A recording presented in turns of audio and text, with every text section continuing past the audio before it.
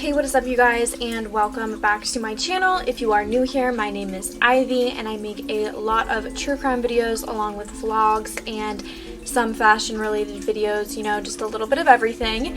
If you are new here, I would love for you to stick around. Today is another Halloween themed true crime. Make sure if you like this video that you give it a thumbs up and hit that subscribe button for more videos from me. This week I will be doing a video every single day in honor of Halloween. And without further ado, let's get right into the video. Today we are going to be talking about the Liskey family, who were murdered on October 31st of 2010. So William, or Bill as I will refer to him in this video, was married to his wife Suzanne, and they had both had children from previous relationships.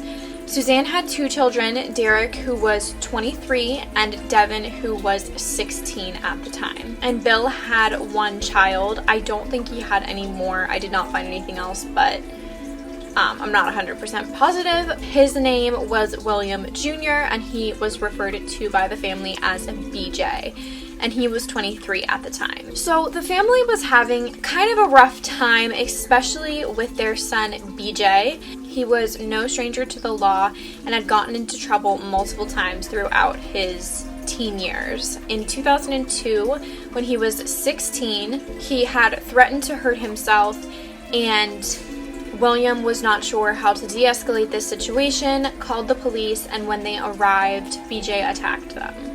In 2004, he was charged with assault and theft, I believe, because he had thrown a mug at his stepmom Suzanne and then stole her car keys. He had also attacked Suzanne on a different occasion while she was in the shower. Neighbors also suspected him for their pets going missing or deaths of their pets.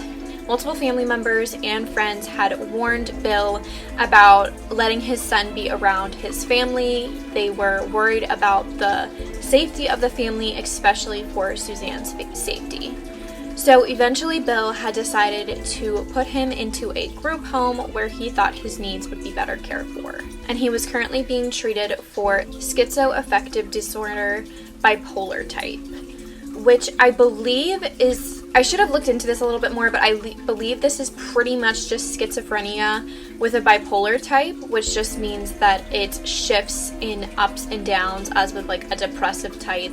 It only is depressive episodes and not the highs and lows. But I'm not a doctor. This is just from my very slight knowledge on this. Bill had decided to put him into this group home, and he was really trying to still maintain a healthy relationship with his son BJ. He loved BJ and really just put so much effort into maintaining their relationship. But BJ really hated the group home and got into multiple altercations with the faculty there. He had gotten the police called on him multiple times. It was just not a great situation there either. So the weekend of Halloween in 2010, Bill had went to the group home to pick up BJ to take him hunting for the weekend. And they went up to their hunting cabin, which was about 170 miles away from the family home. Saturday night, they returned and had a little Halloween get-together with a couple close friends and their neighbors. I believe they had a bonfire and they had been drinking, so Bill decided that it was not a good idea for him to drive BJ back to the group home that night and made up a little bed on the couch for BJ, and he was just going to stay the night there. So then on October 31st of 2010, around 9:30 a.m., Devin, Suzanne's youngest son, returned home. He had spent the weekend at his biological father's house, and he had returned home at 9:30. He ran into BJ while he was there, and BJ seemed pretty happy, asked him where he was going and how long he was going to be in the house. And Devin basically just said, "I'm just here to drop off my stuff and change my shirt for church. I have to go." He had church that morning and he was also singing in the choir, so he couldn't stay at the house. Devin said that this encounter he thought right away was a little bit odd, that BJ seemed kind of excited, happier than usual, and more open to talking, as with BJ was usually pretty slow, pretty reserved, and wasn't kind of just gloomy. So Devin then returned straight home from church at around noon. He went right upstairs and started playing video games, and about an hour and a half later, he noticed that the house was a little too quiet at that time of day. He figured that his brother would be up or his mom would be up by that time, so he went downstairs to where his mother's and his stepdad's bedroom was. They were both in bed and they had their covers pulled up over their heads. He walked over to his mother's side of the bed and her leg was kind of like dangling outside of the bed, so he gave it a little shake to wake her up and she was not responding, so he went up to the head of the bed and pulled down the cover, which revealed her blood-soaked pillowcase. They had, like I said, had a Halloween party the night before, so his initial reaction was that this was a prank and they were just tricking him into something, but it did not take him long to realize that this was not a joke. He then ran out of the house, very, very frantic, and called his aunt, Lori Morse, who is Susan's sister. Lori then ended up calling 911 and told the police right away that BJ was a suspect, that he had threatened to hurt Suzanne many times, and that he was emotionally unstable.